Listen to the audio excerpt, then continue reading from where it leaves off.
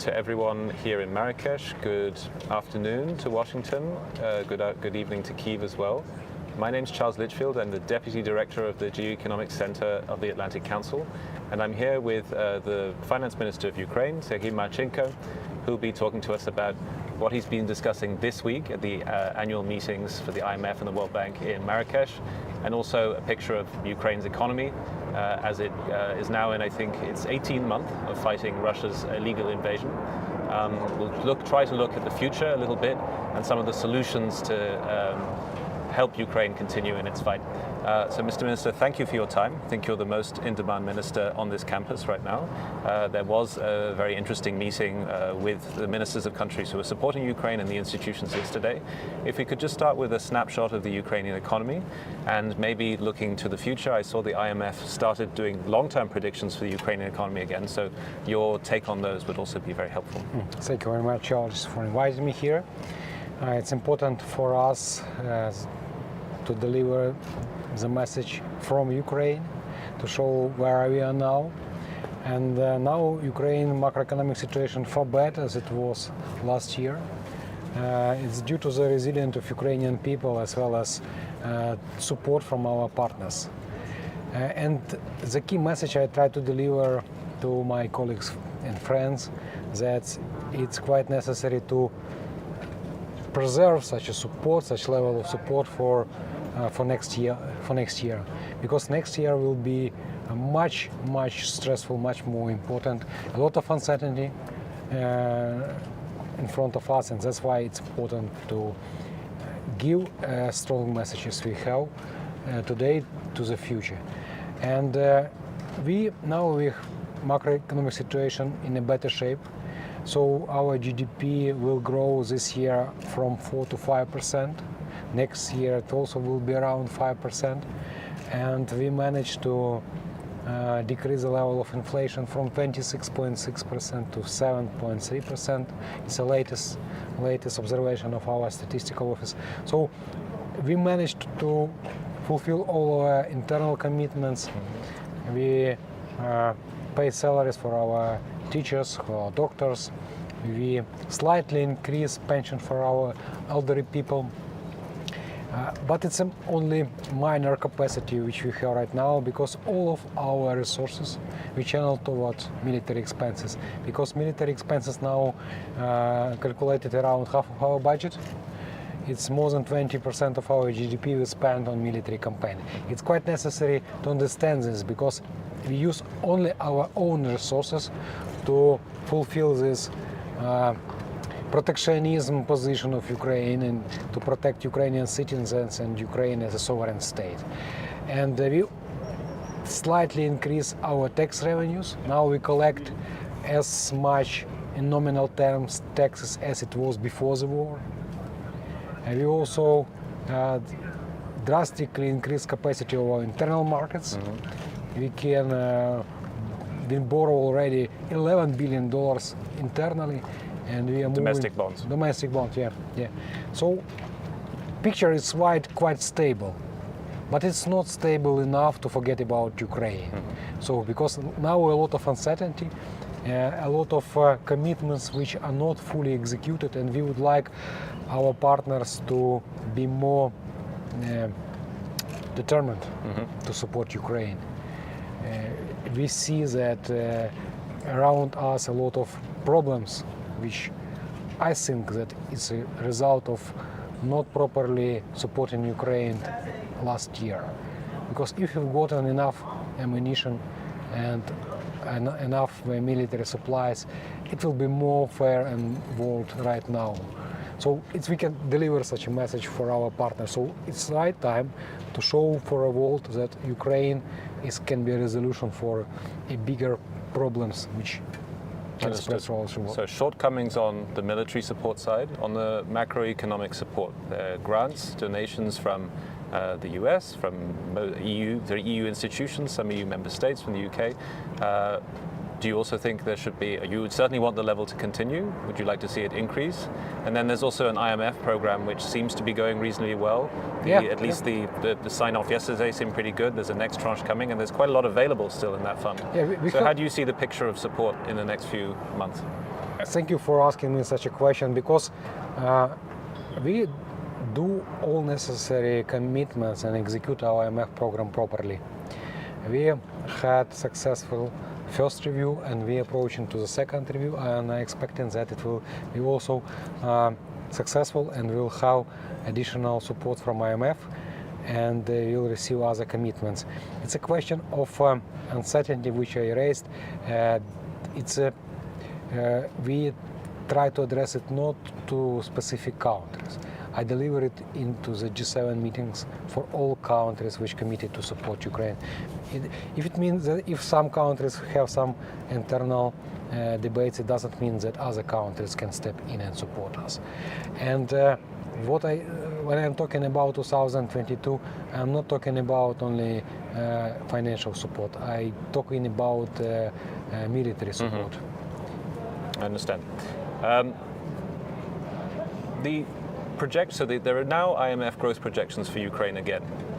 They had stopped them when the war happened. I had a look at them. They predict growth, but at a rhythm, at a trend, which will mean it will take a long time for Ukraine to return to the pre-invasion GDP values. What would your comment be on those projections? Especially since, reading really into the weeds of that document, I got the impression that they had a baseline scenario that the military conflict would stop within the next year, which surprised me, to put it mildly. So do you have any comment on that? When we drafted the program together, it was the beginning of this year, we haven't had another picture than to predict that it could possibly be termination of war in Ukraine in 2024. Due to the several reasons, specific battlefield conditions, other problems which we have, because now it's a different war, totally different war. We should forget about convenient way of doing wars. Now it's a modern war. We're using drones, using high level of munition, and that's why nobody can predict how long it takes to win for Ukraine to win this war. That's why we are not trying to use it as like a pretext for a discussion. And the IMF traditionally is a conservative organization. They try to be pessimistic enough in discussion concerning GDP growth and economic outlook of different countries. That's why they predicted that Ukraine's economy will be in a slow growth for a longer period of time. But we have a lot of arguments and reasons to show that Ukraine is resilient enough, Ukrainian economy is resilient as well. So it proves that we are capable to decrease the level of deficit. Where is your deficit every month? Right now, this month, at 27% of GDP, general deficit of this year. For next year, we plan it could be around 20%. And per month in billions, that's 3 billion. That's what I saw it was in around 3 and 3.5 billion. 3.5. Right. So that's still filled by support from Western partners in Ukraine? Yes, we got enough messages for us to feel us rather optimistic, frustrated but optimistic. Can I tell so? Of course. Say whatever you like. All right. So that message is pretty clear, and we hope that the support will continue. Certainly, the Atlantic Council, we're doing everything we can to keep that thank you very much coming. for that. We don't need to go into the details of what happened in US politics in the past few weeks, where funding and help for Ukraine became a very political topic, but we're somewhat hopeful that the tide can be reversed and the US can continue to support Ukraine. We're certainly trying to make that the case. I do want to talk about reconstruction as well. So we have the month-to-month effort in helping Ukraine fight the war, and also the question of reconstruction. First of all, how do you separate these two questions in your mind? My guess is the answer is no, but still, conceptually, there's supporting Ukraine and its day-to-day spending, and then there's also investment in Ukraine and helping it rebuild. How do you work on the two questions at the same time, would be my question. And then I will talk to you a bit about war insurance in the next question. It's a good question, because We would like to do in parallel to this process in parallel. It was our strategy for this year. We managed to fulfill all of the goals, trying to successfully provide counteroffensive in the battlefield from one hand, and on the other hand, trying to rebuild our country, which is suffering from huge devastation because of Russian aggression.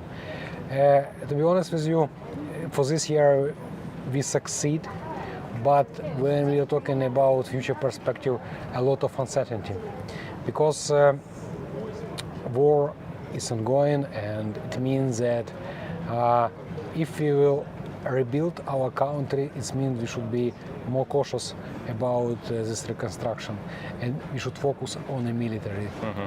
That's why in our budget for 2024 we envisage some specific program to revive our military industrial capacity. We understand that we are dependent on supply of rounds and ammunition, and we would like to be less dependent on that due to the fact that war is long, and we should rely also on our own capacity to provide our army with necessary supplies. That's why the question of reconstruction is still in priority. We are trying to collect enough support from our partners, but it's a question on in what particular scale we should increase this reconstruction capacity. So before we talk about war insurance, there's another question that comes up quite often in relation to Ukraine's reconstruction. That's the blocked reserves of the Russian central bank, the 300 billion, we think, certainly if the Russian central bank's data sets are to be trusted. So far, we have found an amount that is somewhat similar to that, mainly in Europe, some in the US, some in Canada, some in Japan, some in the UK. Yesterday, Secretary Yellen, for the second time, I think, endorsed a European plan to invest this money and create an annuity for Ukraine, which would be to the tune of perhaps 3 billion a year. Some think, many in Washington are pushing for the money just itself to be devoted to Ukraine instead of going through the complex annuity process. First of all, I'd like your opinion on what should happen, and then maybe your reaction also to these other suggestions. Let me start from existing discussion which we have. I was invited to G7 meeting.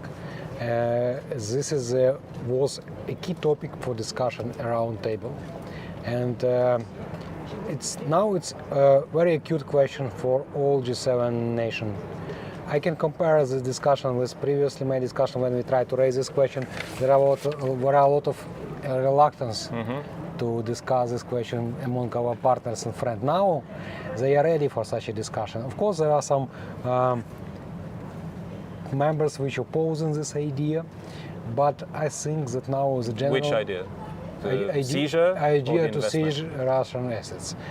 But I think that now gear is shifting towards supporting Ukraine to get this, to get an access to this,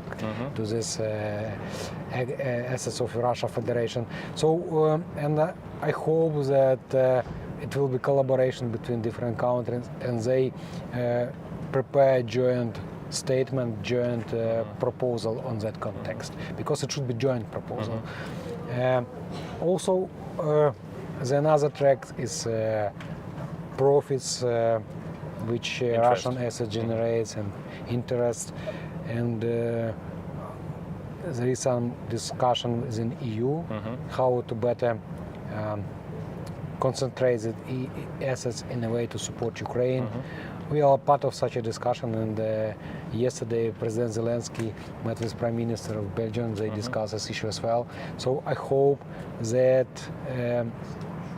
this process will also be in a speedy pace, because one way to discuss the mobilized Russian assets, another way find and figure out a way how to use proceeds from Russian assets right now for Ukraine and for Ukraine. So this is to just on a personal note, it's been my frustration that the conversation on seizure has taken such a position that we haven't done anything intelligent with the money. It's already been 18 months and it could have been invested slightly more intelligently. Right now it's just invested overnight, and Euroclear has made all the profit. I do think the Belgian government has argued that they've managed to fund a little more financing through Ukraine through those profits, but it's very, very small compared to the 300 billion at stake. Of course. So hopefully we reach a more intelligent solution soon. I hope so as well. Final question on war insurance. A lot of proposals around, and there have been some solutions for individual grain shipments, but really not enough to reassure private investors who want to invest in Ukraine, but there isn't a market for insurance just yet. So I'm interested in your comments on that. A lot of proposals around, but my perception is that so far the market hasn't been created. So what would your hope be for that? I know that there are collaboration of insurer. They try to develop a scheme or a proposal which can create a specific vehicle which can help ship companies to be more easy in this context. I'm not ready to tell you more, but I know that discussion is ongoing and that proposal can be developing rather sooner than later. Also, if we are talking about general war insurance mechanism, we had a very good conversation with MIGA Vice President, and they already started some investment in Ukraine, starting to guarantee some investment in Ukraine. And it's well accepted for us, and we would like as a business incentive to be moving in such a direction, because we should not wait until war ends. We should invest in Ukraine right now. It's our attitude toward this question. We really believe that Ukraine is secure enough right now to invest in it. Yes, I mean there is already some evidence of investment far away from the front line. Not enough, obviously. So hopefully some to develop in the next few months. One final question, just your general impressions from being here this week. We're now 18 months into the war. This is a very particular IMF annual bank meeting because we're in Morocco, we're no longer in Washington, D.C. I'm just interested if you've had any interactions with colleagues beyond your usual counterparts, an ability to perhaps tell them a little bit about your experience as a finance minister in a country that's being invaded, perhaps some success in convincing them to support them a little more than they might have done otherwise. Just what has been your impression of this week, and perhaps some achievement from this week?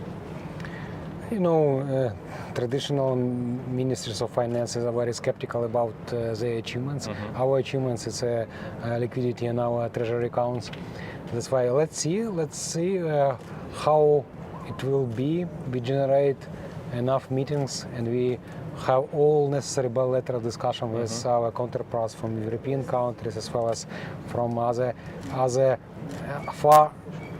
far-reaching countries, farther away countries. We had a meeting with Middle East countries as well. We try to convince them to be more supportive of Ukraine. For us it's quite necessary. And what was the conversation like?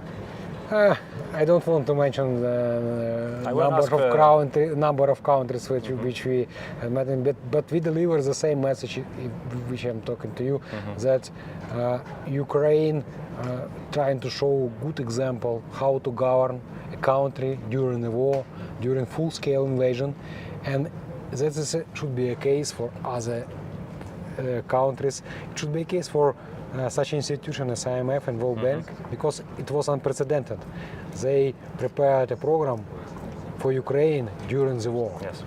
That's why it's a good example to show, and we really believe that next time, if any other country decided to invade their neighbors, they will think about, and because consequences could be big. They will receive. Well, thank you, Minister Marchenko, for your time. This has been a very interesting conversation, and I think well followed in Washington and elsewhere. So thank you everyone for tuning in. This is the penultimate day of our series here at the IMF World Bank Week in Marrakesh. Several interesting interviews to happen tomorrow as well, so have a look at our website, and thank you for tuning in.